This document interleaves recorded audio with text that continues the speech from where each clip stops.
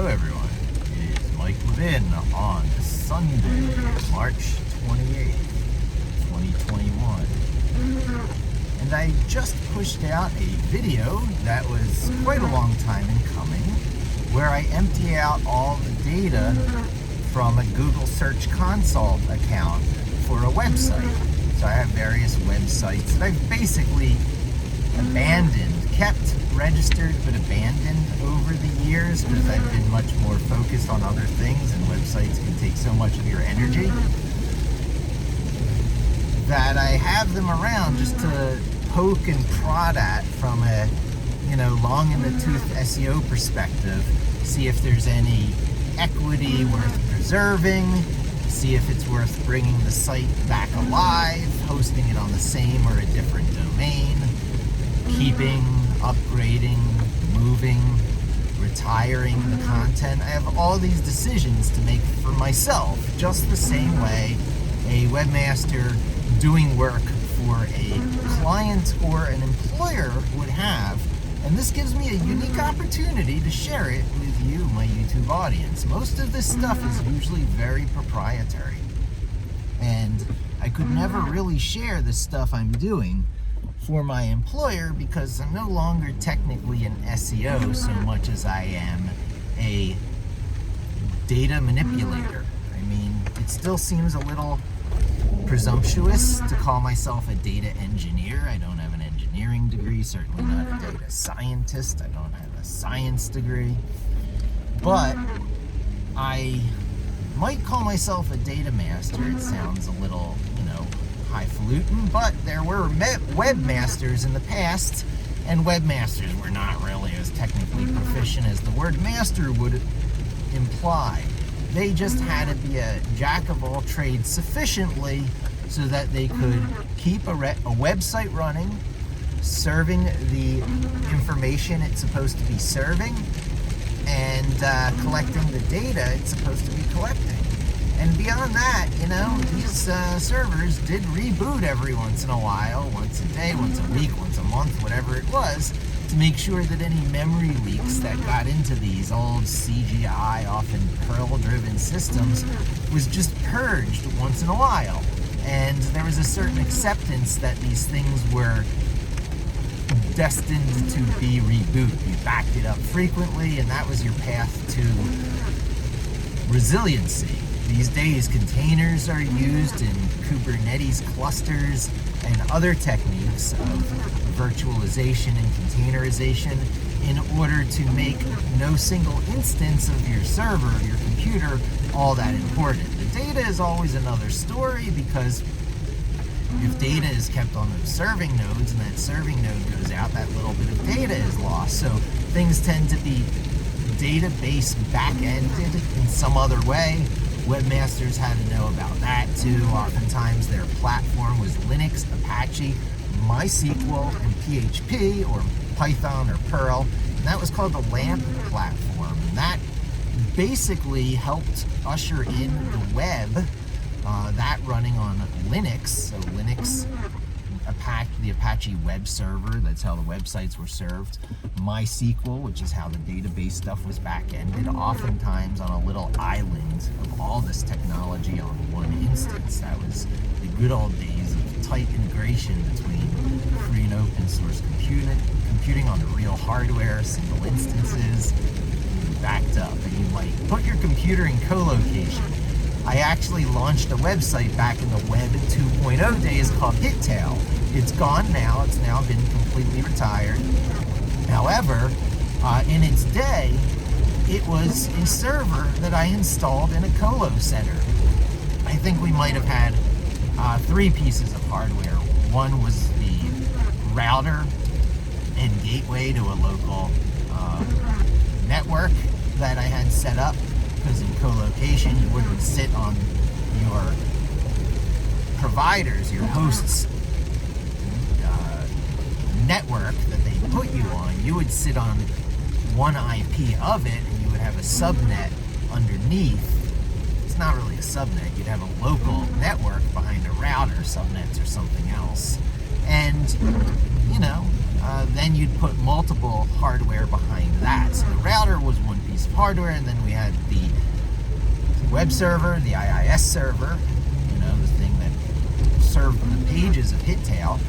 And then we had a database server, which was a separate physical machine because of a variety of reasons. The type of hard drive configuration you wanted was different.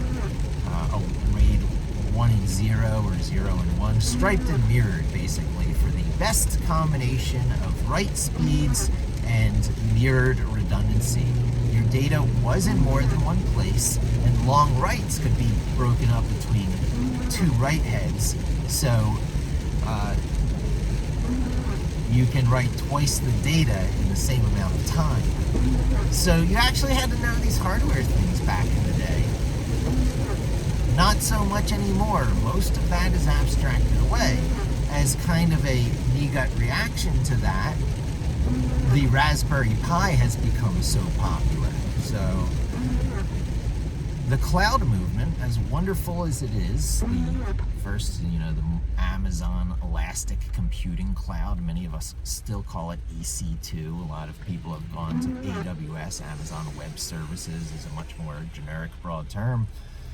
And that provided infrastructure as a service, IaaS. So you hear a lot about software as a service or platform as a service, SaaS and PaaS, but infrastructure as a service was Amazon's original claim to fame with data center services. After it overbuilt to accommodate the most busy time on the most busy holiday season, they figured, what do we do with all this excess capacity the rest of the year? Well, let's sell it, and people can have their own virtual infrastructure.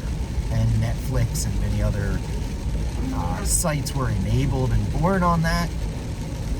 Business plans where you really wanted to factor out or make a variable cost to your server hardware, cost, which is just stunningly amazing. It's a different way of thinking and working. You have your data center specialists working on it full time, tweaking out these things. They're rarely going to go down, much less than when you're hosting your own equipment in a colo center, which is what I did with the original Hittail. That got that got sold to micropreneur Rob Walling, who kept it for a while, who sold it to someone else, and I believe somewhere around there it got shut down because it just didn't satisfy their portfolio's requirements of sites, and it was easier to shut it down than to sell it by that time. And around 2013, the main premise of Hittail stopped being true anyway. So they got quite a few extra years after Google went to not provide it. I believe that was 2013. They started serving their web results on HTTPS or secure protocol pages. And what that did is it took away, or it obfuscated, or I guess it encrypted the keyword portion of the refer variable that was provided in the page request header. So these are things that usually most webmasters didn't understand. They got a LAMP platform running, did an install of WordPress or Django, and called it a success. However, I always was curious about what was really going on under the cover, so I bought one of the original O'Reilly Webmaster books, learned about the HTTP protocol, and that there was so much more richness of data available, and I started looking at the user agents of every crawler that came by the sites I controlled.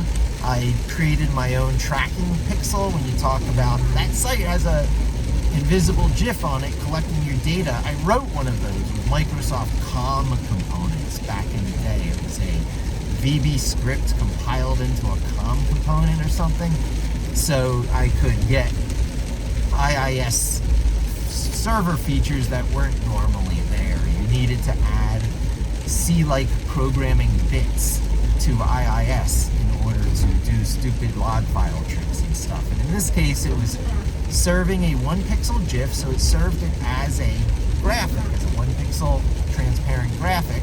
GIFs can be transparent. And on the page load, when it sent the request for that pixel, it sent with it everything it knew about the page load, which included passing on the baton of the referrer variable. So you could say, hey, HitTail, please load this tracking pixel. By the way, Google led to my site using the keywords, long tail marketing or whatever it was. That was big back in the day. I jumped on the long tail marketing bandwagon, which was so big in Amazon's success because there are more books in publication at any moment than any bookstore can carry. So by selling the whole catalog online of all available and orderable books from any source, Amazon aggregated all the book customers of the world, funneling them through them, and really blurred the whole model of things, rewrote a lot of the, rules of business. And the long tail worked in their favor because any book that got ordered, they could either get it from the source or they could use just-in-time printing, one-offs with the new brands of printers that were out there. It didn't have to be offset ink style printing, the old-fashioned way that high-quality books were made. So much more often now, it's just run off of, high-end photocopiers that can be binding. And that, again, plays into the long tail. And so that story goes on and on. I don't have to give a whole history of Amazon here, but other people copied Amazon's selling of,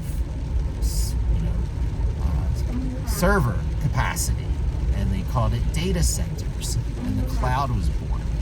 And the old love of hardware, that hands-onness, that didn't start with just modding PCs for gaming, that is so big on YouTube. It's still a very lively community, vocal, oftentimes anti-Microsoft, although all the games are written for Windows 10, so there's that extra irony in there.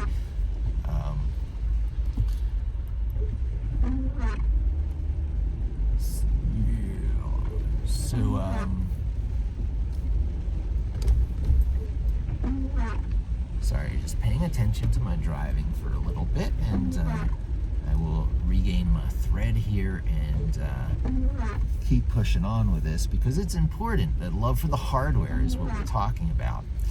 And love for hardware and platforms, the combination of the hardware and the particular operating system and the materials it's built out of it, the quality of the build, all comes together and culminates into something that is very easy to fall in love with. People fall in love with their hardware all the time. Now, the heartbreaking thing in the world of technology, unlike sports and music and carpentry and all other fields where timeless tools and instruments and weapons and martial arts get this ideal form and maybe might have endless versions, but it's a static set of endless versions. It's here's all the different types of samurai swords, here's all the different types of violins, and the one you pick will be some sort of standard that will always be available to you for the rest of your life, and you can master it more and more. And in technology, maybe the closest thing we had to that before Linux 1 was the keyboard, really, the QWERTY keyboard, which was designed to slow you down so mechanical keys don't jam. It's a ridiculous thing that the standard way that humans and machines interoperate is through a keyboard specifically designed to slow you down, and it's tied to language and verbal encoding as opposed to visual languages like point and click, which is why mice became so popular, and what you see is what you get, drag and drop windowing operating systems. However, that was greatly supplanted by mobile that makes much lower expectations of the user, such as it were. See, a windowing operating system that has you arranging windows, oh my God, so much responsibility put in the user's hands.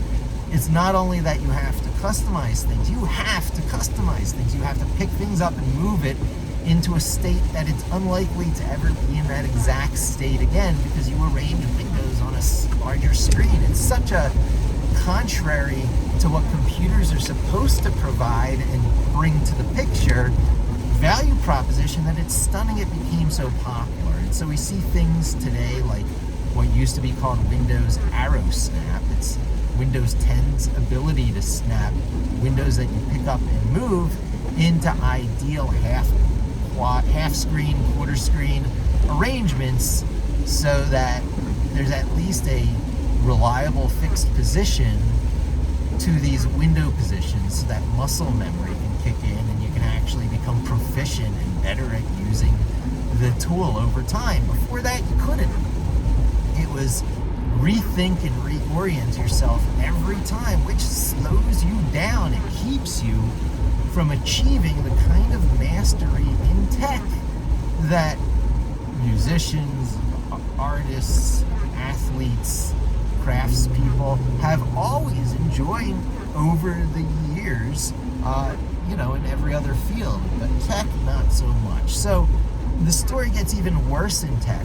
Not only are your, physical hardware instruments changing, the form factors of keyboards gradually changing over the years, but your very operating systems are changing. The way you talk to the computers, the languages are changing, the languages with which the operating systems are built, the languages that developers use, the modernization of the language being unrecognizable as what it used to be, the overhead and size of it, the abstraction and distancing you from the underlying software, just like the abstraction and distancing you from the underlying hardware is going on. There's always backlash. There's always the pendulum swings the other direction, and that is in that Raspberry Pi and all sorts of other cheap commodity hardware type areas. So fortunately, the QWERTY keyboard is usable enough. Touchscreens came along, the changing expectations of mobile. Now, however, what's happening right now is that the assumed idiocy, the assumed lowest common denominator of mobile, particularly Apple on the iOS platform, assume that a child has to be using it, assuming that your mother needs to be using it, or whatever sort of, actually quite condescending, dumbing it down metaphor you need to use, because children are quite smart and there's a lot of very smart mothers out there. But assuming someone who does not have time or initiative or interest to dive into the finer points and nuances of a new piece of hardware toy wants to get the value out of it, watching videos and communicating with people and sharing messages and pictures. And so you get environments like iOS, which very much encourage that. It's a tight ecosystem. When you're on the Apple ecosystem, you can be as in touch with other people on the Apple ecosystem as you wish to be. You don't have to be beholden to an app like Facebook to be the bridge, or games like Among Us to be the bridge. You are beholden to the operating system that provides an ecosystem to be the bridge. So anyone on iOS knows which messenger program they're going to use.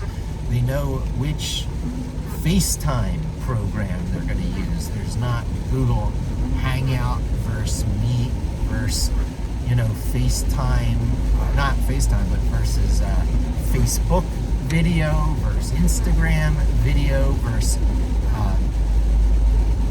the ones that are so popular these days, Zoom and Meet, I guess. Meetup, Zoom for sure. But new ones burst onto the scene all the time because the barriers for entry are so much lower because of innovations like the Amazon computing cloud that come along. But we're now up to the, 2 generations past that. That was the information as a service, not information, infrastructure as a service innovation. But then software as a service and platform as a service, things like Heroku, so you don't have to deal with particular servers, came along. Heroku was a big step forward. And then it got further abstracted with the Google Cloud Engine. I almost even forget what it was called anymore, but it provided a Python and a Java instance. This was before JavaScript took over the web world. So Google was putting forth computing instances of its favorite thing and the most beloved by enterprise. So for enterprise, it put out a Java compute engine, and for fanboys and girls of the way it loves to work, because Google was born on Python, it put out the Python compute engine. However, it was kooky and different, and people didn't choose to like it, and it had the feel of proprietary. So they broke it up over whatever things they happened to acquire, some of which had a extreme JavaScript lean to it, an extreme Node.js lean to it, namely Firebase. The acquiring of Firebase let Google rework its cloud services to be much more Node.js friendly, which came from its JavaScript V8 engine anyway, so it felt like all in the family, and there is a strong JavaScript internal religious leaning and dogma inside of Google, just like there was and still is a Python one. But the Python one is shrinking because much of that functionality has been fulfilled and love in people's hearts replaced by the Go language, created by, drumroll please, the creator of the digital age, Ken Thompson, who worked for Ma Bell back in the days, I guess in the Pennsylvania, New Jersey, New York area, where Bell Labs and the AT&T facilities were located, but then later went back to his alma mater, visited Berkeley, and there was a little exchange of intellectual property that took place. And so Unix, a knee-jerk reaction to the Death Star Overlord computing dystopian futures that were being planned by General Electric and AT&T around the Multics, that grew from out of some very computer science-y stuff, came Unix, the bad boy, let's just get it booted. It's only got to be enough to, compile an operating system. It needs to run a compiler. Once the compiler is running, it needs to provide maybe a text editor and a file system, a way to read and write files. And since we're doing reading and writing files, let's make everything that you can interface with look like reading and writing files. And just the details of how you read and write differ. Some things will stream, some things will, be a lot like a hard drive. And thus was born Unix. Easy to love, easy to hate, easy to get running. Much like a virus, referred to as such by more than just Unix haters that wrote a whole handbook around it called the Unix Haters Handbook, circa 1990, showing how even at the rise, the 90s, even at the rise of the PC, the IBM PC, Windows, and the modern home computing and laptop world that we know today, even amongst then, Unix was popular enough places for whole little underground books to be written, the Unix Haters Handbook, to proclaim all the terrible things about this operating system that basically ushered in the digital age by showing that the same operating system can just be compiled on any hardware, and then your software can be written for the operating system, so software can port. You just got to target a lowest common denominator, which really I hated that about Unix. I was born the same year as Unix was created, 1970, not far from where Unix was created in the Pennsylvania, New York, New Jersey area. I was born in Jersey. The year Unix was born, the place Unix was created, I was born there. I hated Unix when I first learned about it because I loved the Amiga computer. The Amiga was all about tweaking the best performance you could get out of the cheapest 80/20 bring it to the masses hardware of the day, which was the Amiga 1000. Later, to a greater extent in numbers sold, but to a lesser extent in spirit, was the Amiga 500 and the Amiga 2000, which enabled the video toaster and had Zorro auto-config slots. So it had a lot of redeeming qualities, but in most ways was just IBM jealousy being expressed by Commodore engineers at the time and management who green-lighted the great Mac truck of the computing industry, the Amiga 2000. Oh my God. So, vibes are so expressed by the hardware the manifestations of hardware. So the Amiga 1000, which had the vibe of the Commodore 128 that came before it, a pizza box design that hearkened to the Sun Microsystems of the day and the Apollo workstations that it was trying to be, and the CGI platforms.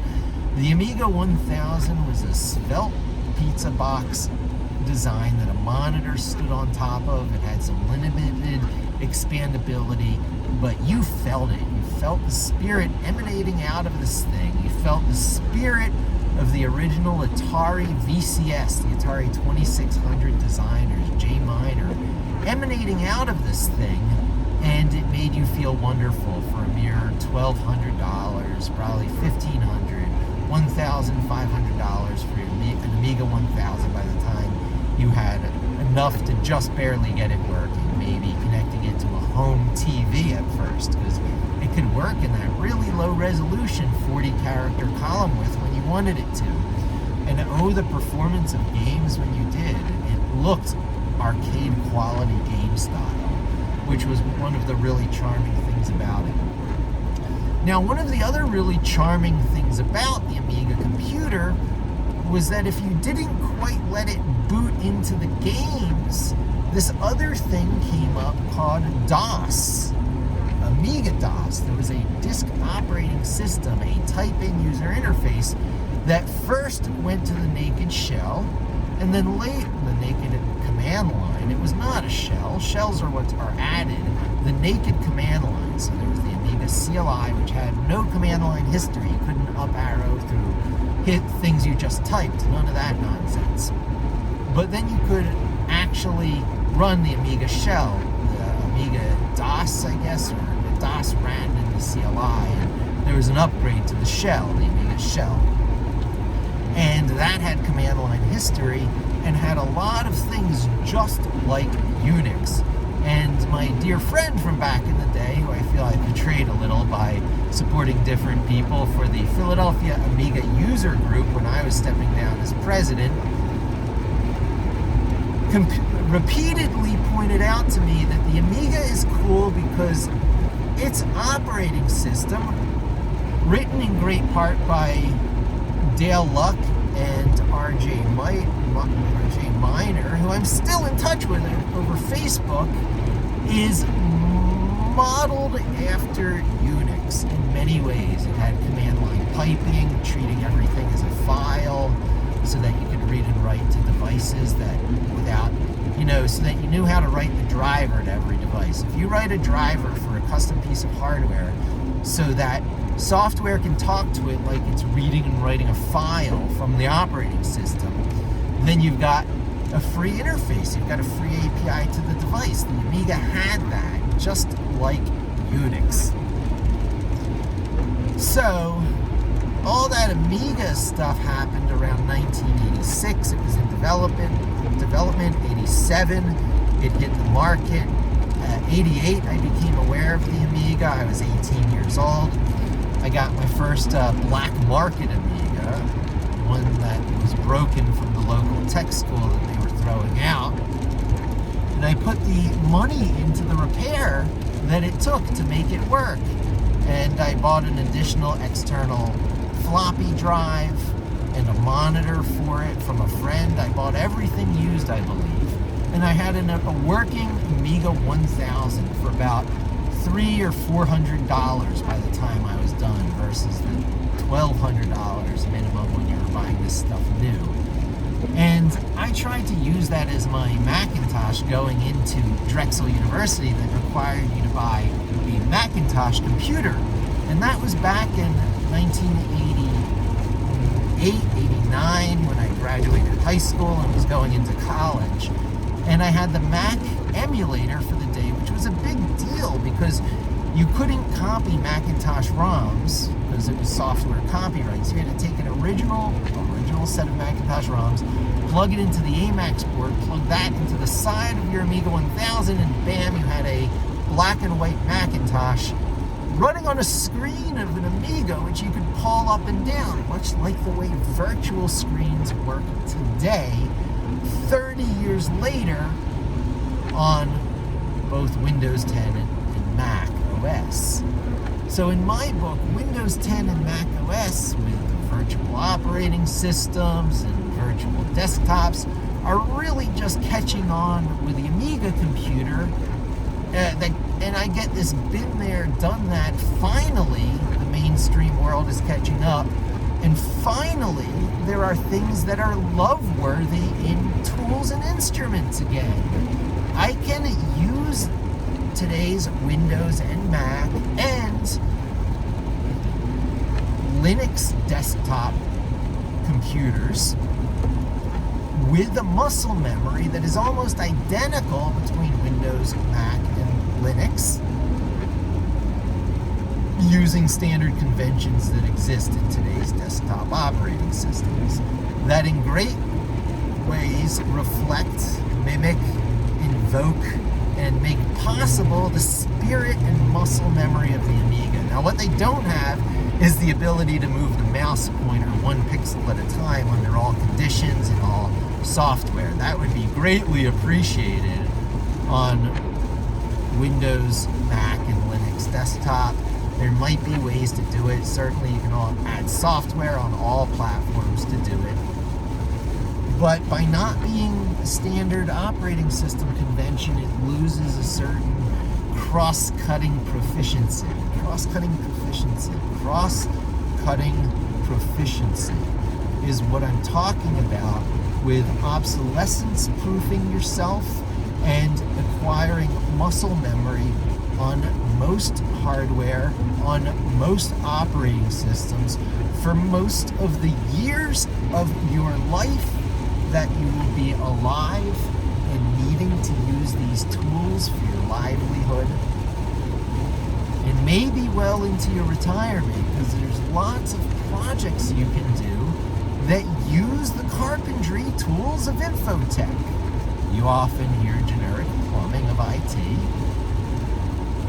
but I'll use the slightly more positive image. Not that plumbing is negative, but you do have a certain image of a plumber coming into your house doing plumbing work versus a carpenter building something. The carpenter of the Walrus and the Carpenter transitions to other very important analogies and metaphors and analogs that need to be invoked in the abstractions we're dealing with. Dealing with abstractions, how close you are to implementation. There is a love of implementation at the low levels. There are those who even still work in machine code, but more often the one step up from that known as assembly or assembler. The assembly language,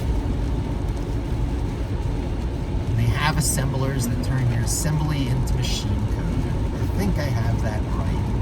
And there's a certain love for twiddling bits because in the end, at the end of the day, it's all just twiddling bits. As Paul Calkin and Jesse, some of my old real mentors, I have had real mentors, who tried to tell me the way. As much as you love the Amiga computer, Paul Calkin and Jesse, what's his name, would say, do not fall in love with the hardware. It is a unique, unusual thing of the day.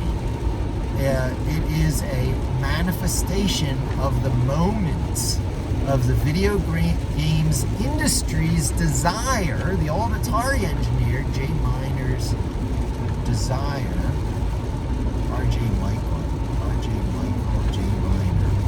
One was hardware, one was software. Neither is still with us. J Miner, RJ Michael. I don't want to be retiring someone too soon. RJ Michael is still with us. Software, intuition. A lot of the Unix-like things and the graphics subsystems of the Amiga come from RJ Michael, who is still very much alive and posting on Facebook, and it's an absolute delight. J Miner, on the other hand, the father of the VCS Atari 2600 computer, and spiritually the real father of the Amiga computer, no longer with us. So yeah, that's he expressed hardware in the most awesome way of the day, passing up the opportunity to do the CPU, capable of it, but instead of taking the low-cost, close-to-home CPUs of, say, CMOS, the CPU company that was now owned by Commodore Computers in Norristown, the people who ended up with the Amiga computer, the designers of the Amiga, who were not Commodore people at the time, who were rogue startup Atari engineers, chose the 68,000 processor that came from Motorola, which came from the 6800 processor, which was a competitor to the x86 architecture, which evolved over the years to become the PowerPC platform. It kind of merged into IBM and then broke apart again as part of the, if I can get it right, Scale processors.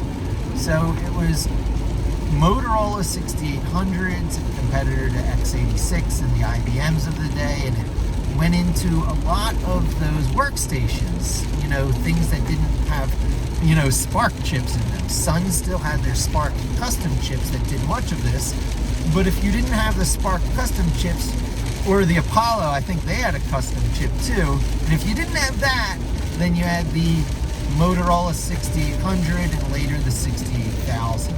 And that 68,000 chip, along with a team of supporting graphics coprocessors that those Atari engineers designed, went into the original Amiga 1000. Split later between the Amiga 500, codename Rock Lobster, and the cheaper $500 box, because $1,200 was too much money for a home game machine market, especially for Europe of the time.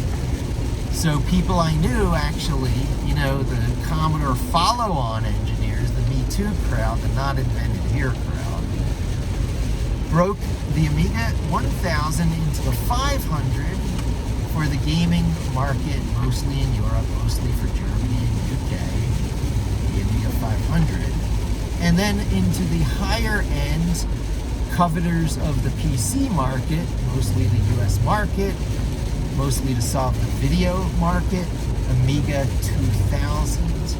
Most people listening to this video would be like, who cares? I don't care. Well, the thing is, my heart was going into the hardware at this time. And my heart was first going into the Amiga 1000, a truly inspired machine. And then my heart went into, I guess, the Amiga 2000, a truly utilitarian machine that had innovations brought to it by Dave Haney, still very much around, still very much an unsung hero of the computing industry, who innovated much of the auto-configuring bus stuff that you see everywhere today. Amiga first, Dave Haney.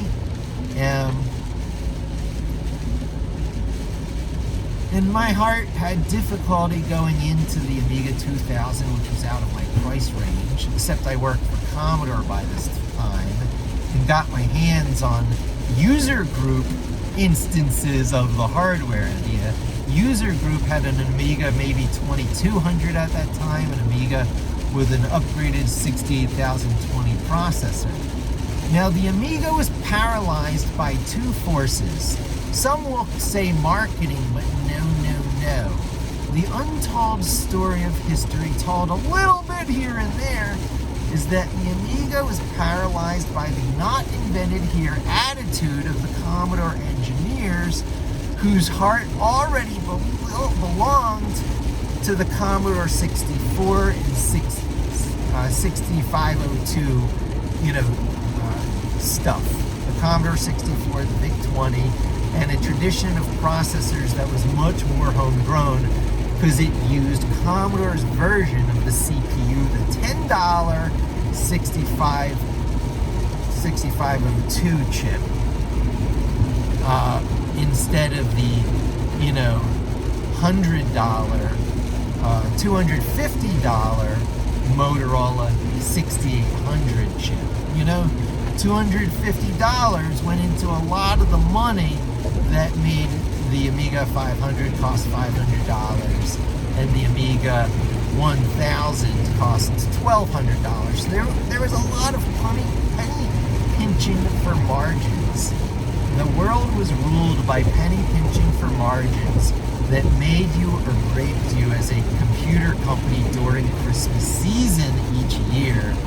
If you missed a Christmas season, your cash flow for the year was destroyed and you went out of business, as Commodore did, by missing too many of those cash cow Christmas seasons with a piece of hardware everybody wanted because of the upgrade cycle on the other altar of the past that Commodore killed themselves on, compatibility. So first altar of the past everyone killed themselves on is not invented here syndrome. Commodore acquired the Amiga from Atari startup engineers who ran out of money. It almost went to Atari, bringing about a bizarro alternative future that would have potentially been wonderful, where your rock stars are Nolan Bushnell, one of the co-founders of Atari and big personalities of the day, in combination with Jay Miner, the hardware engineer who works the magic. So the Pong people and the VCS, Atari 2600 people, and Atari 400 and 800 personal computer people could have kept that path of lineage of computers upgrading, superior graphics in every case, the Junior Sun workstations, all the time, the Junior SGI platforms, innovative TOS operating system, yet another operating system, much in the lineage of CP/M, something so totally different again from the lineage of operating systems that were happening at this time. Unix, DOS and Windows, CP/M on the Z80 processors, oh my goodness, TOS on Atari. It could have been anyone. This was the soupy mix of evolution. The soupy mix of evolution with superior animals being created in the form of the Atari. But preemptive multitasking with no memory protection and bitplanar graphics. Bitplane graphics, Atari's biggest boon. Later, the Amiga's biggest boon was easily and slowly poisoned by the not invented here crowd of the Amiga, who nitpicked over reverse compatibility with every version of the Amiga that came out after the 1000 to stay Amiga 1000 compatible with all this software that hit the hardware, that went around the operating system, and you could satisfy no one. You could neither keep this hacky hitting the operating system software compatible, nor could you break compatibility with innovative new things that obsoleted all old software, which was breaking everything anyway. So it took years to get from Amiga-DOS 1.1 to 1.2 to 1.3 to 1.4. and eventually to 2.0, which still didn't get rid of a crashing problem because of no memory protection. And then the Amiga went away and Commodore went under, and some Christmas seasons were missed because the Atari 600 and 1200 were not what anything wanted. What anyone wanted, although I bought one. I bought my first new Amiga with my own money when I bought the Amiga 1200. And then later symbolically sold that during married life because it got a little bit of damage, the keys were broken, and I threw it out. I didn't even sold it. I threw out my Amiga 1200. It was so heartbreaking because Commodore was going under by the time I was buying it. I went to 2 Commodore shareholder meetings. I saw Al Haig. I saw a shareholder be forcibly ejected, Richard Ashe, forcibly ejected from a Commodore shareholder meeting in the Bahamas at the Lyford K Club in the Bahamas in 1991. I went there that year with my friend Mark Rifkin, who got me into Commodore, him and Ed Flacco, my 2 high school friends who were like, no, don't covet the Macintosh with its square black and white pixels. Don't covet the IBM PC with its 16 color high res if you've got, tons of money. Covet the Amiga, which has photorealistic graphics and can animate butter smooth. Just not at the same time, dun. And here, you can have one. We know one that's being thrown out from the local tech school, Monco. Thank you, Carl. And for the mere price of a hard drive repair, you can get it working. I threw out that piece of hardware too, except for the plastic top that had the signatures of its creators. I still have that and probably will for my whole life. The magic is in the hardware. The hardware can always be virtualized. The original hardware can always be gotten running again for the true aficionado and the true retro gamer or retro computing person. My daughter is into retro gaming now to get The Sims 2 and The Sims 3 running, which I will do. And I am now faced with the decision of how to do that.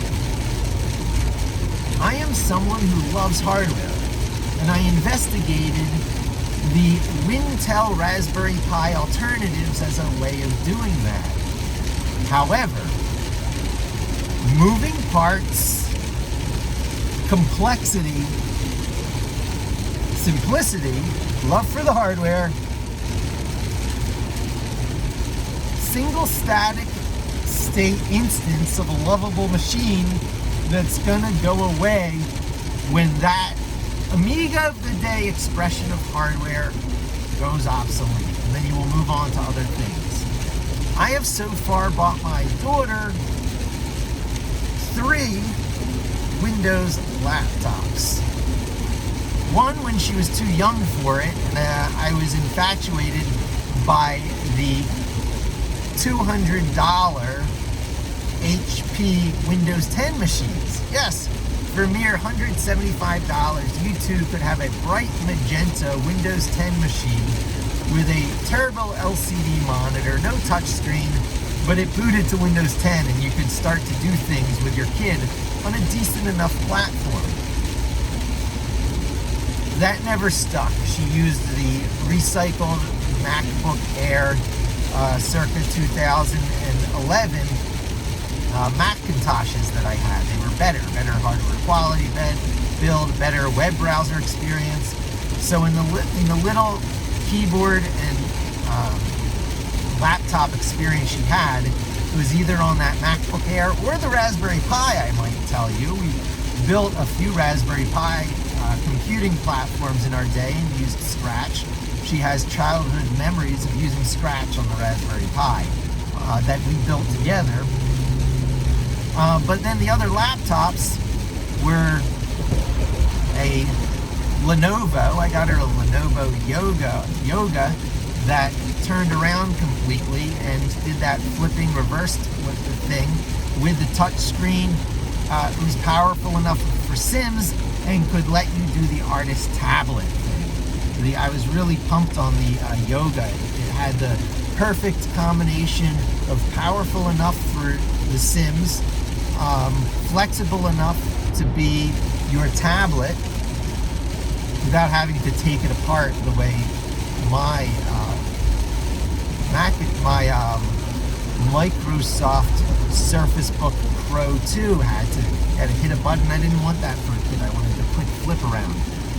So the Yoga didn't work out, and we moved on to a HP Ryzen, AMD, top of the line for that time Ryzen. I was like, let's get this thing running The Sims as smoothly as it can be on this AMD stuff that has this great reputation now for clobbering Intel.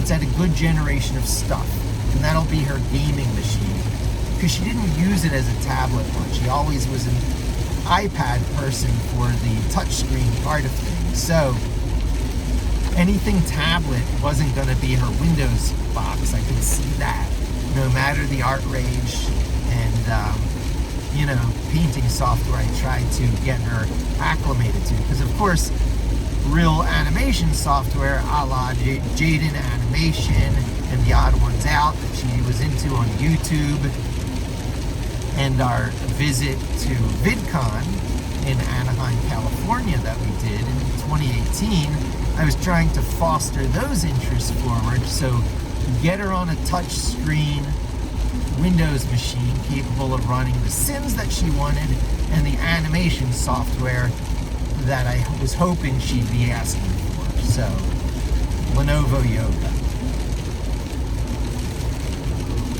I moved on to a high-end gaming machine because I gave into the pragmatism of it. It wasn't really high-end gaming. I would have gotten her a Dell Alienware, and still might at this rate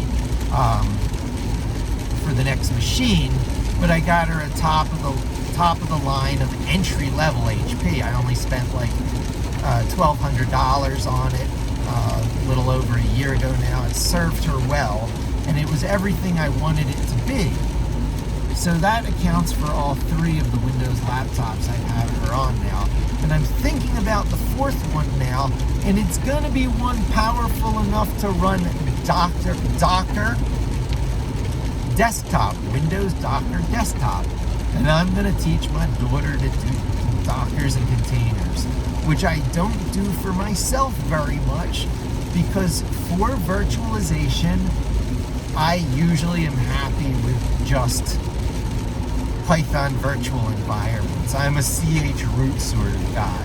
I'm the person who, when I saw containerization, full-blown Docker containerization, I'm like, oh yeah, that's just CH root made for the masses,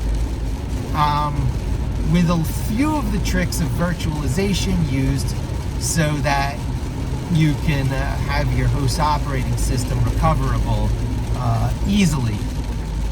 But it's not virtualization in the easily poppable balloons of VMware Type 2 virtualization that so much of the world came to fall in love with. The virtual box stuff, the stuff that Oracle has still gratefully allowed to be free and open source in instances. But there's another instance of where Oracle gobbles something up and gives back a version of it to free and open source because they're closed into it through prior licensing. You can't take away old liberal free and open source licensing.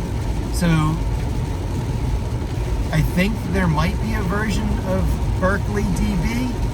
So Oracle killed NoSQL back before it set in as a thing by buying Berkeley DB. It took years again then for NoSQL to be recognized and embraced by the world. High performance key value pair databases long before Mongo and CouchDB and Redis and all the other ones that came along to, be a persistent backend to Memcache and to use high performance hash tables as your whole database. not rows and columns, because who needs rows and columns when you've got 2 rows, 1 row being a high performance key lookup, and your second row being your globular object data that you can pull out with one of those key lookups, right?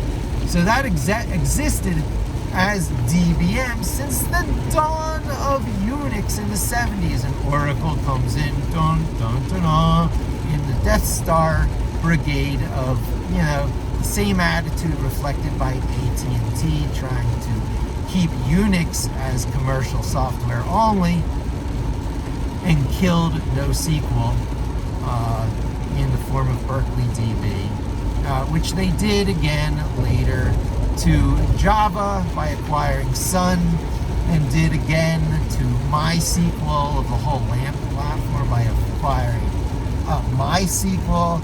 People just don't take up MySQL and Java the way they used to, and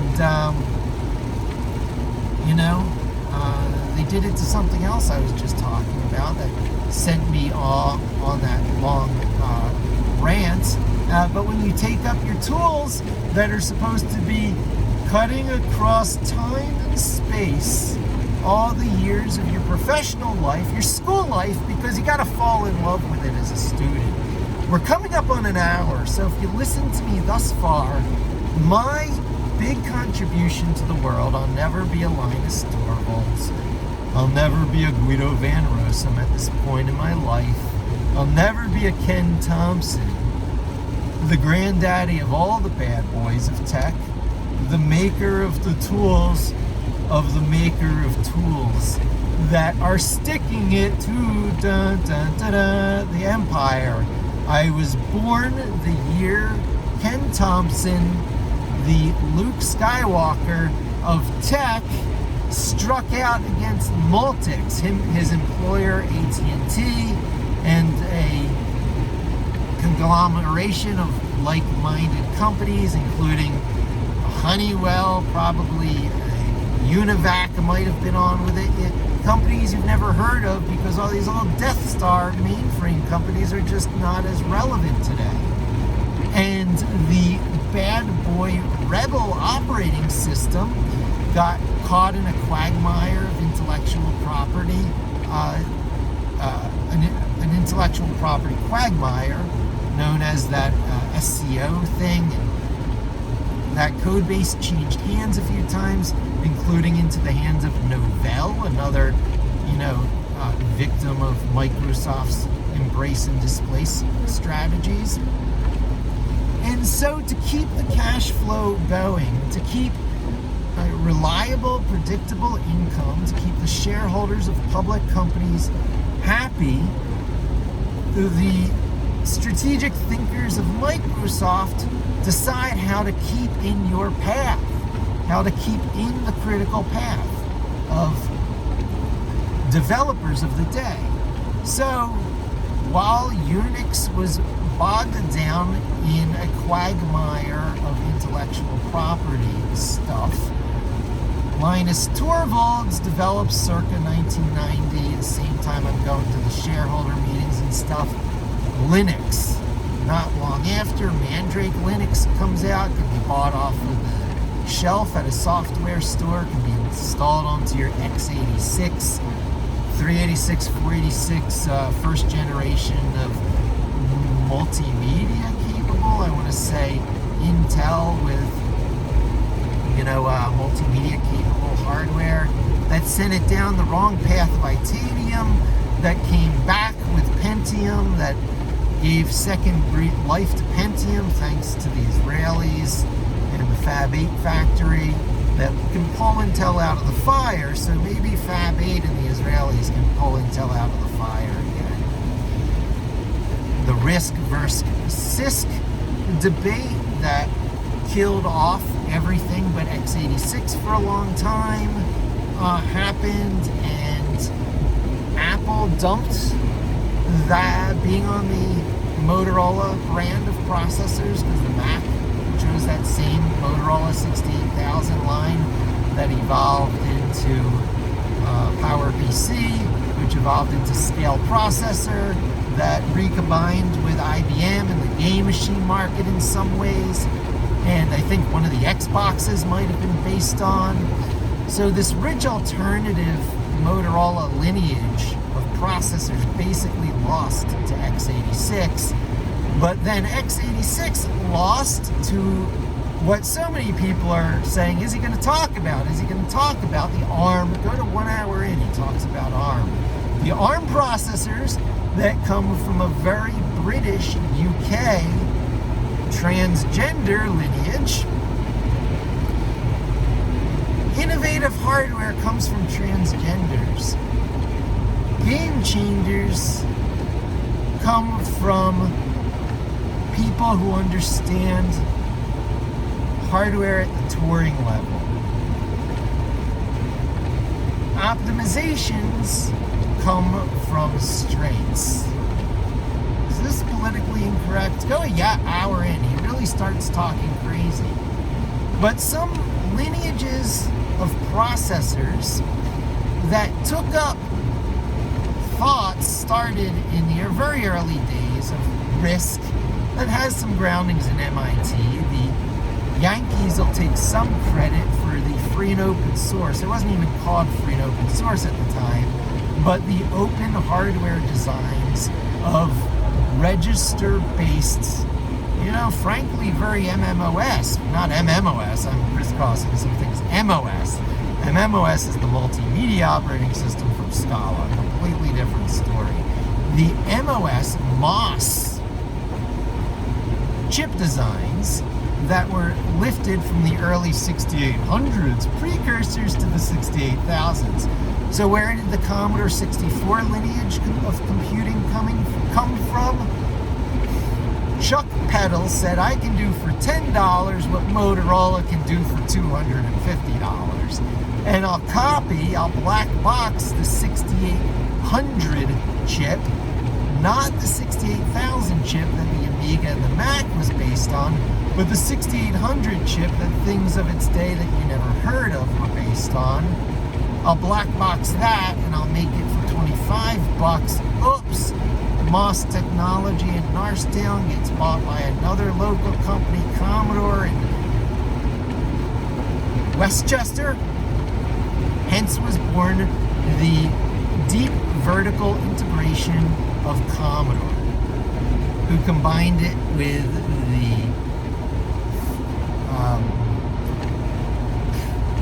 filing cabinet metal bending company of the day, and then you had the Commodore PET, its own metal bent casing.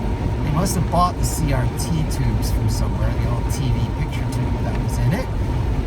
The MOS chip, the Commodore computer, and you put it all together, and you had the deep vertical integration in the 1970s, the early 80s. Same thing Apple is doing today to pinch every penny out of its hardware. It's just the Commodore playbook that Steve Jobs coveted during the 70s and 80s and had been reproducing ever since, and that his replacement has been carrying on very competently, minus the hardware innovation that Jobs brought to the picture that Microsoft now brings. So Microsoft's hardware innovation and rapid iterating of the software stuff, higher quality build going into the hardware all the time, and like it or not, higher quality build going into the software all the time, as much as privacy advocates and Wintel detractors would like to, not believe. Windows 10 is a pleasurable experience, especially now with the hardware level hypervisor turned on, so you can use the Windows subsystem for Linux 2, so that you can seamlessly embrace and displace Linux. Wait, I didn't say that. Oh, what you would do at this time, from a strategic standpoint, once you become the most accessible place to run Linux, is to start making people dependent on tooling that seeps in from the Windows-only hosting environment. So you make Windows an irreplaceable piece of the experience. VS Code, Terminal, Microsoft Windows Terminal, and automation and embedding of all said above through the whole component tricks of Windows, of yield, compiled C components of Windows Day. Just enough abstraction and short-term win benefit to make magic trick shortcut seekers embrace, and just enough proprietary blobs sprinkled in that you can never do it without paying the gatekeeper, the toll booth. What Ken Thompson and Kenneth Ritchie were trying to prevent in 1970 by making Unix in opposition of Multics, which wanted to charge you for every computing cycle you used, generally by logging in with your identity clearly to some remotely located, more powerful machine that had a usage meter on it, a toll meter. That future that was denied to the large companies because of a perfect storm of operating system from Ken Thompson, ability to port that operating system to different machines from Dennis Ritchie, the digital revolution that brought about by Berkeley leaks, the black boxing making even that overcome by events, OBE, by Linus Torvalds and Linux by 1990,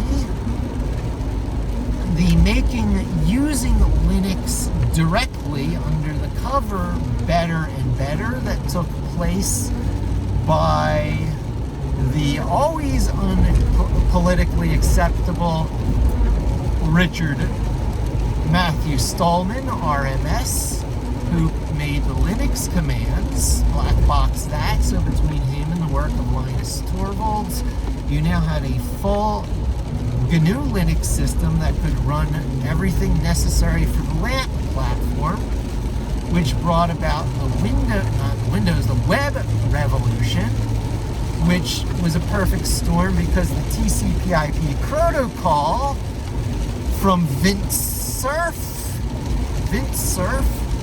part of the perfect storm, the TCP/IP stuff, so that communication could route itself in a node-based way around blast areas, combined with the LAMP platform, enabled the LAMP platform, enabled web serving and the web itself, combined with, shall we also not forget to mention another Brit, we've been covering a lot of the US people, the inspiration came from both sides of the ocean, probably from some other cultures, but I'm of course talking about Tim Berners-Lee, who made the HTTP hypertext protocol that really enabled the web sit on top of the TCP/IP protocol that enabled packet-based routing communication. So there's your perfect storm. Tim Berners-Lee stuff sat on Vint Cerf stuff that sat on Linus Torvalds stuff that sat on Ken Thompson's stuff that sat on Dennis Ritchie's stuff that sat on whoever made the BCPL language and really innovated the concept of virtual machines. Anyone who thinks virtual machines is new probably thinks containers is new. I'll refer them for containers to chroot, and I'll refer them for virtual machines and the LLVM stuff of the new GCC innovations, I'll refer them to BCPL. And I know it's a whole bunch of alphabet soup, but the B language came from BCPL, and C came from that. And C++ came from that, and Unix comes from C, and Linux comes from Unix, although not from direct lifting of code, but from black box and reverse engineering. Dennis Ritchie and Ken Thompson, who made Unix in the halls of Bell Lab, took their inspiration from places I still need to learn about. Parts unknown. That takes me back to how old I am. It takes me back to how much I know about. It takes me back to an hour and 10 minutes into the video and well past the attention span of 999 out of 1,000 people who started to tune into this video. I acknowledge the British genesis of many of these things. They keep it close to their chest. A lot of their secrets don't come out till later because they don't feel the need to talk about it. Alan Turing, the code-breaking machine, won World War II as much as Albert Einstein and Oppenheimer with the atomic bomb. It's just not talked about as much because it was highly classified and you couldn't keep the big boom of code breaking. You couldn't keep the big boom of splitting the atoms as secret as you could keep the big boom of code breaking, the Enigma machine. And so it was secret, and the mainstream only barely knows about it through movies like The Imitation Game. Watch it. Made by, what's his name again? 4chan, maybe you can tell me. I have no idea what you're talking about. That the porn industry often drives forward the tech industry. That's a truism. And it's not in every case the clean nose version of it, and the legitimizing of piracy and the iTunes and the innovators and the risk takers and the impossible achievers in the face of the whole rest of the industry in consolidation against you, Steve Jobs, Dennis Ritchie, can happen. It just doesn't happen often. They're the bad boys. There's sometimes the well-known ones, Steve Jobs, and there's sometimes the unsung heroes, Dennis Ritchie. And even the ones with the inspiration, like Dennis Ritchie, who create the C language, are borrowing it from the people who innovated with BCPL who came before them. Guido van Rossum took much of the brilliance of Python from the ABC language that came before it, which I got on a Fred Fish distribution when I was on the Amiga platform during, was it the late 80s, early 90s? It's all blends together. I had augmented reality in that time through Mandela and products from Very Vivid, and oh man, there are a few others. The Mandela board and the software from Very Vivid. I could barely even remember the players. John Vincent. Boy, talk about personalities. But if I have the hipster rock star personalities in my day-to-day, the legit ones like Guido and Linus, and then the niche grandstander hipster ones, where should I go with that? The founder of Moz, what's his name? I can't even remember his name, but in the field of search engine optimization, we have our share of them. I'm a Python guy, so Hamlet Batista, I'll do the shout out to him, recently passed. It's not to him, but it's in honor of him. Recently passed due to what's going on right now. Innovator of Python, using the tool of Python in my profession of choosing, search engine optimization.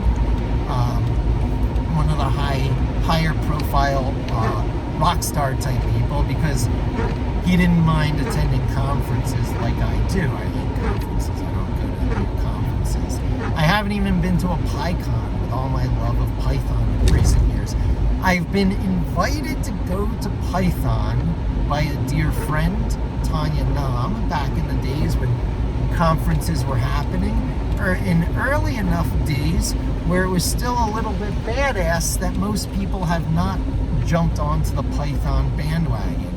So I had a chance of meeting these people, of going face to face, of immersing myself in those communities, and I passed on it. And to do it with some very delightful people who have very much colored my technology experience here in New York City. I can almost say here in New York City. I'm still in New Jersey right now, but I'll be in New York before long on this drive.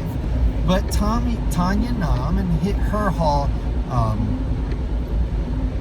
posse of people, including Adam Edwards, the real leader of that gang, who brought me to New York under the Connors Communications umbrella, founded by Connie Connors, the original public relations person who helped launch Amazon.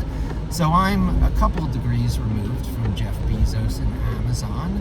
I worked for the public relations person, Connie Connors, who worked with Jeff Bezos to launch Amazon.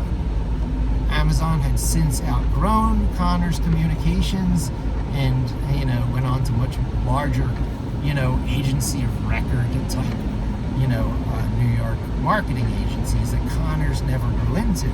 And Connors had several coming back, and I was on a second coming or third of Connors Communications. And while I was there, the Web 2.0 evolution happened. I helped them jump on that bandwagon with HitTail, a Web 2.0 tool that had 16 years of life to it. I should just say 15, but I nitpick. Take every year of credit I can in that. And I was devastated in 2013 when Google went to not provide it and took away the keyword data that Google was handing to your web server with every page request that got made as a result of a Google search. Google was almost, like it or not, because of the web bug, the way HTTP headers work, not very courteous to your privacy, namely telling you the website you came from, and if it happened to be a search using the GET method, the full URL you came from includes the keyword you searched on. There is what made HitTail and many other tools of its day possible. The request for a page that happened as a result of a search from Google carried with it the referrer variable, the page I came from. That referrer variable had the whole query string.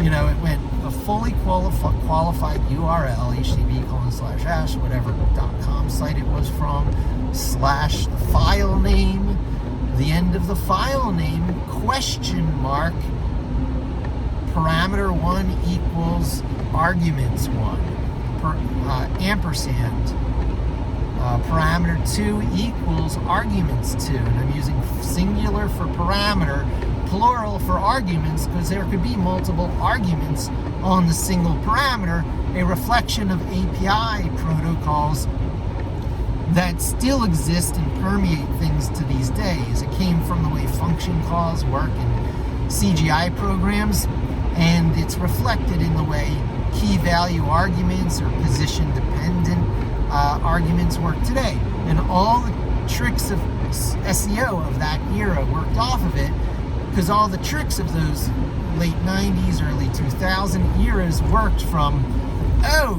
these keywords are leading to my site. let me write content that focuses on those keywords, and then I'll use those most important core keywords in my title tag.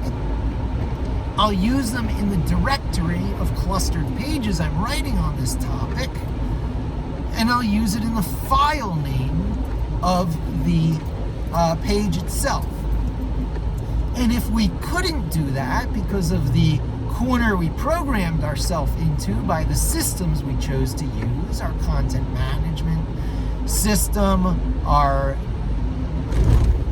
ineptness in rewriting URLs and HTTP requests, because you can do anything you want with a URL request. You just put something in the middle that can shape your network traffic. That can be anything from a router to a load balancer,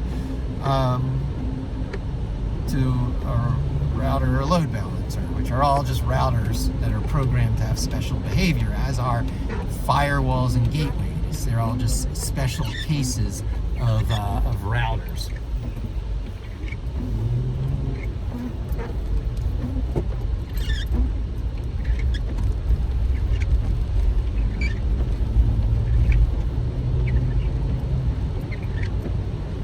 Bear with me while I pay attention to traffic one more time.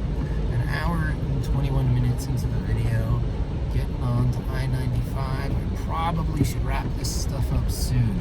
It's at a really good point. I brought it full circle to how, the SEO tricks of the day that I was very proud of, that it kind of ended around 2013 when Google took the referrer variable away, or started to, the age that most people call not provided or secure search, started to dial back the amount of keyword data you could get without relying on Google, because you could get your referrer keyword data from Yahoo or any Tomy search engine or Hotbot or Lycos or InfoSeek or any of the other search engines of the day that could have won. Disney even had their hand in the mix. It was really an amazing time. It could have been anyone's game, and it was really much to the credit of the Google guys, Larry Page and Sergey Brin, and just their brilliant management of Google in those early days before even, the Sun, Eric Schmidt retreads from Sun Microsystems, like the grown-up version of Commodore. It could have been Commodore in bizarro alternative histories of technology. It could have been Sun Microsystems, bizarro alternative on the higher end and on the workstation, on the stuff that was really being used to make the movies, the Jurassic Parks of the day. Those were Sun Microsystems, and they had spin-offs like the Java programming language, awesome stuff, bought by one of the Death Stars, Oracle. Is dying a death now, and all those things, and and Oracle has protected its moat all the more. And could have been Commodore, but Commodore died as a result of old Commodore engineers not invented here syndrome, in combination with the constant nitpicking over reverse compatibility, sacrificing the future on the altar of the past. So those are the two things that really killed Commodore. Although they'll say it was marketing, it's because they had nothing to market. The Amiga 600 and 1200 were not good enough by 1991, 92, 93 to have people blindly buy Commodore products, regardless of how well or how poorly Commodore marketed, which is what it was during the days of the Commodore 64, although they did market well using Captain Kirk. They should have brought back Shatner to market the Amiga. It would have been a very different history. Or they could have used Next Gen by that time. The 90s, man, the early 90s, they should have used Next Gen to sell Amigas, because it was some alien technology at that time. And the fact they didn't was one of the biggest heartbreaks of that time. I was in graphic design at college at that time because I switched out of engineering. All that heartbreaking colluded. I was on my way to mechanical engineering, which could have had me on my way to helping colonize Mars these days, working on those Elon Musk teams, or at least being in the X projects to land drones on the moon, right? That could be awesome. That could have been my future. Real love-worthy stuff, hands on the hardware, truly magical, unique hardware that's possible these days for the first time ever because of miracle materials and 3D printing and just good new science finding its way into the hands of the people at a faster pace than ever before. The hockey stick curve of technology. And I could be doing all that. Do I have regrets? I have a few. But I got into web. I got into graphic design, which brought me back to technical. From graphic design, I got brought back into technical of the web, you see. Into the technical of printing. Graphic design to print production. From print production to the web, because it's so much more satisfying to go to finish from beginning to end on web technologies. I dabbled in the LAMP platform. It was too techy and geeky for me at the day. I tried Mandrake Linux. I left it behind, the Red Hat lineage of things when it was out, accessible early in the early 90s, almost before the web made things so much different. I kicked the tires of a lot of things. I was doing interprocess communication with AREX and Deluxe Paint and Art Department Professional. I was doing virtual reality with Mandela. All this in the latest of the 90s and latest of the 80s, early 90s. This was all wrapped up, all this activity behind me by 93, 94, and then the web came full force in 96, 97. And I came to New York in 2005, late 05 into 06. I participated in the web boom with HitTail. I participated in the social media boom a little bit by being with 360i when they went through their social media boom. Never repositioned myself as a social media person. Got a bit heartbroken, after heartbroken by Commodore and the Amiga, heartbroken by the SEO industry and not provided, and the disappearance of hardware level love. The abstraction of most hardware. The Raspberry Pi came onto the scene. I did the first unboxing of the Raspberry Pi on the internet, a million view video. You can go check it out. I had a bad SD card that kind of reflected poorly on the Raspberry Pi. Probably reflects just as poorly on myself. How after all these years of doing all this YouTube stuff, I still don't even have 10,000 followers. Can you imagine that? I'm the real deal as much as the real deals exist, but I'm a tire kicker and abandoner. I did WordPress style CMS systems before WordPress and Blogger type blogging systems before Blogger. I did Facebook-like wall posting message board systems for lead management. I did multi-threaded discussions that presented them in single-threaded style with secret messages, so manufacturers, i.e. Scala, could distribute sales leads out to value-added resellers, i.e. dealers, and aggregate leads from around the world by being the manufacturer with some sexy products from the past that got all kinds of search traffic and still probably does to this day, Scala Multimedia, and used that all as a search asset to generate leads for a digital signage product for a company that evolved into a more general out-of-home advertising signage company. Out-of-home advertising, the Outernet, a cool thing.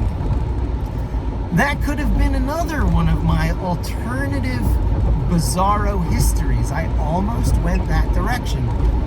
There was much love in this display software market, this outernet, web pages before web pages, WYSIWYG interfaces to build transitioning screens that worked a lot and looked a lot like virtual desktops of our day. Screen after screen after screen.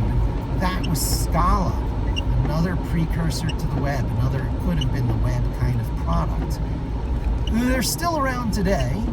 There's still a niche industry called digital signage, but it has been subsumed to another niche industry of just out-of-home advertising, marketing, a part of marketing that brings all the sensors and big flat screen TVs to any custom situation in any way, because you have to aggregate it all together to have an industry big enough to interest anyone. So they aggregate all the software business, all the highly specialized hardware business that surrounds that, a lot of appliance computers, digital signage processors. It's like the digital wall processors of yore from the old conference days when there were still conferences and they were full of video walls. And then when things went flat screen, you could wrap these video walls around whole buildings and make it look like a fish tank aquarium. So things got really wacky and everything became highly custom. And that need for highly custom every time brought about the need for value-added resellers. They resell other people's products but add value to it. It has a much, lower prestige term of dealers. There's probably even other terms. And, they're channels. There's channel managers. And so a bizarro world I was almost in is turning, the internet into the alternet and filling you with all the Venus ink intrusive subliminal messages. And, maybe for the best I got out of that. This Scala and the let's change the world fist-blazing attitude that I had, it got poisoned. Much over virtual machines. There's a whole story there I could get into, but that'll be for another time. I really objected to my work that had to run stable be put on the, at the time, Type 2 soap bubble bursting style virtual machines. So the websites were always going down because they just stopped being there. Virtual machines on VMware before or being too cheap to run ESX, the enterprise server level of virtual machines. You could get in the door for free and you could have as many virtual machine instances you want running for free so long as you double click them to start them. No automation. The automation was lost style of automation.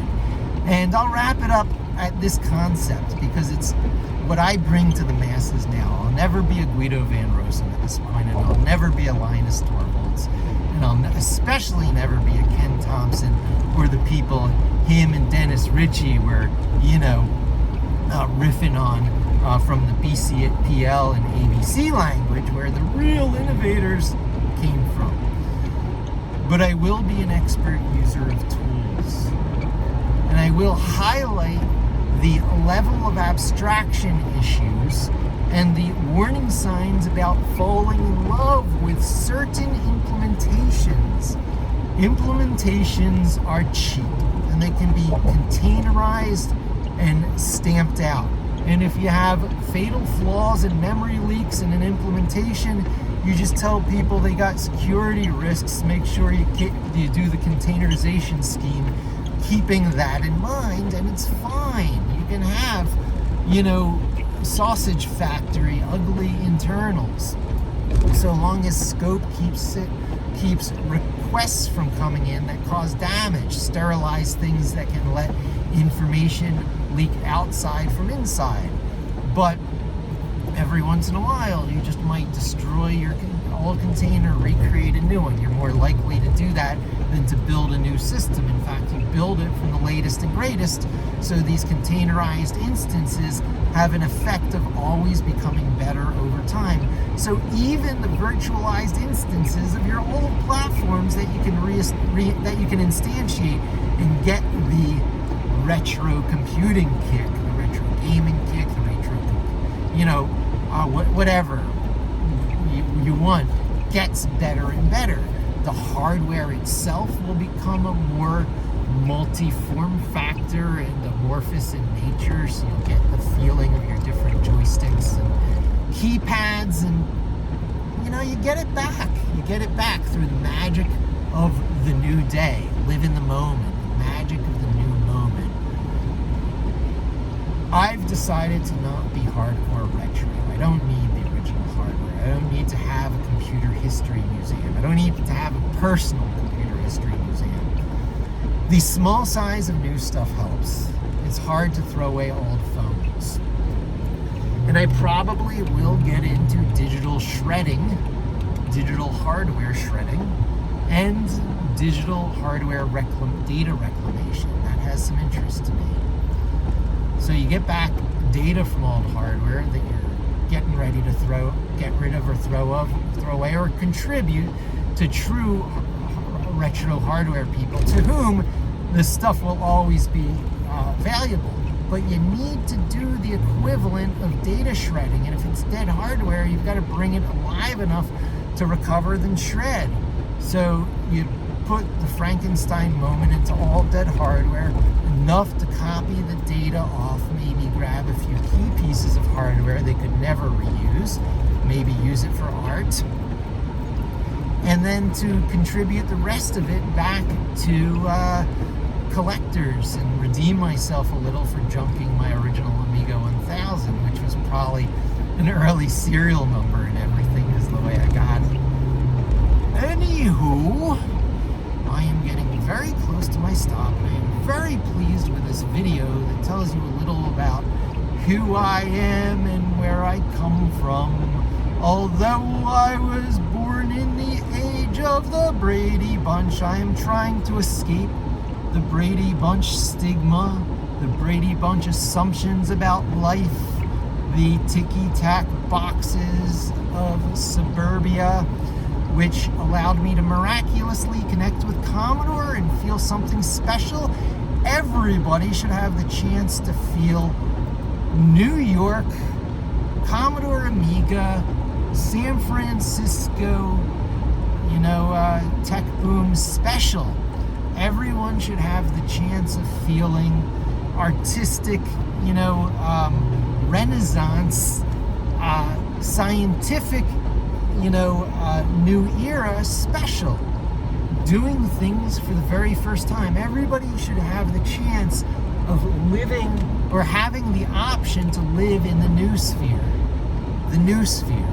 I'm trying to find my way into the new sphere by being a more expert user of tools that are now miraculously common.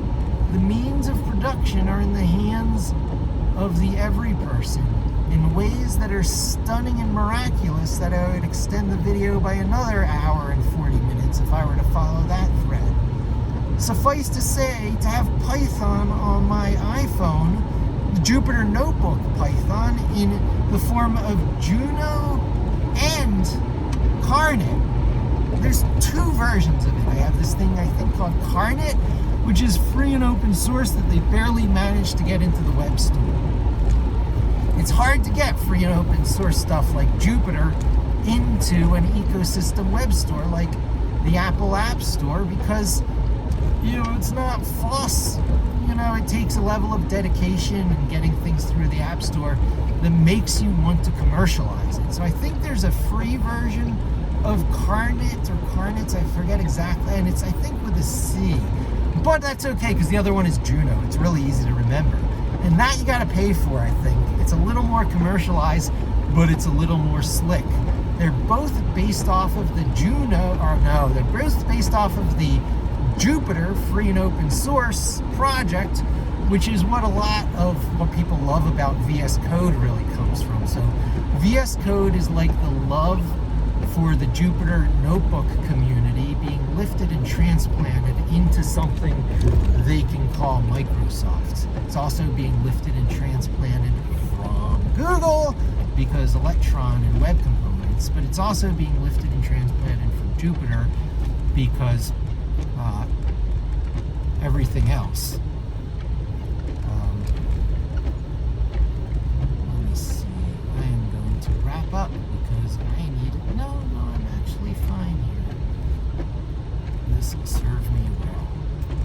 And I will wrap up real soon.